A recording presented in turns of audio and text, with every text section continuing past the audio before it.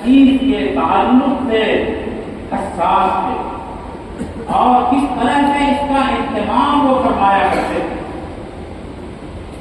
فقہ کے سلسلے میں کوئی آتا مسئلہ معلوم کرنے کے لیے فوراً باہر نکلتے، لیکن جب معاملہ حدیث کا ہوتا حضرت امام مالک رحمۃ اللہ علیہ فرماتے کہ کہو انتظار کرنے کے لیے غسل فرماتے، اچھے کپڑے پہنتے، خوشبو لگاتے، امامہ باندھتے، جہاں پر حدیث بیان کی جاتی وہاں پر خوشبو کی جاتی، پھر حضرت امام مالک رحمۃ اللہ علیہ پوری شان اور شوکت کے ساتھ نکلتے حدیث بیان کرتے۔ حدیث سے دلچسپی اور رغبت بھی۔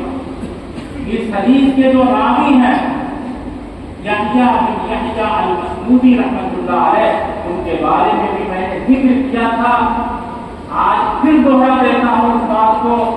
آئے تھے امام مالک رحمۃ اللہ علیہ سے پڑھنے کے لیے حدیث، اور ہاتھی آ گیا۔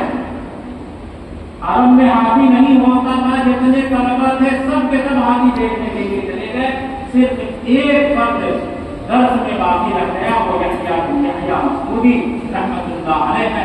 امام مالک نے پوچھا تھا کہ یحییٰ سب لوگ ہاتھی دیکھنے کے لیے گئے، تم ہاتھی دیکھنے کے لیے کیوں نہیں گئے؟ حضرت یحییٰ نے فرمایا تھا میں اندلس سے آیا ہوں امام مالک کو دیکھنے کے لیے، میں ہاتھی کو دیکھنے کے لیے نہیں آیا ہوں۔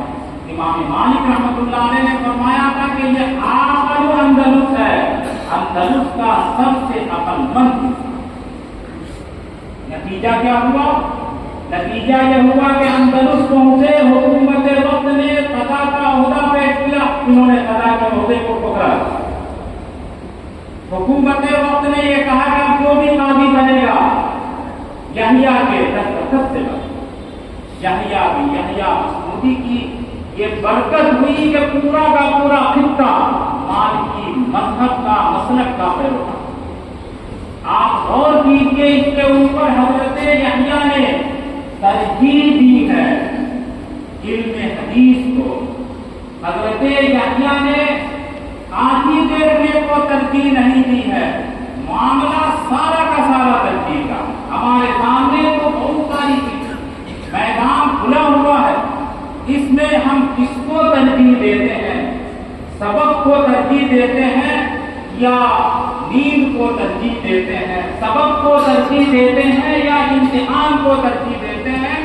میرے بھائی کو یہ علم جو آیا ہے رجال کے واسطے سے آیا ہے، سفینہ در سفینہ نہیں ہے، یہ سینہ بسینہ علم چلا۔ یہ سفینہ در سفینہ نہیں، کتابوں سے نہیں آیا۔ بخاری کی بہت ساری شروحات پڑھ لیجیے، نہیں آئے گا علم۔ بخاری کے درس میں بیٹھیے، استاد کی جھولے میں نہ پڑھ علم آئے۔ یہ سینہ بسینہ ہے۔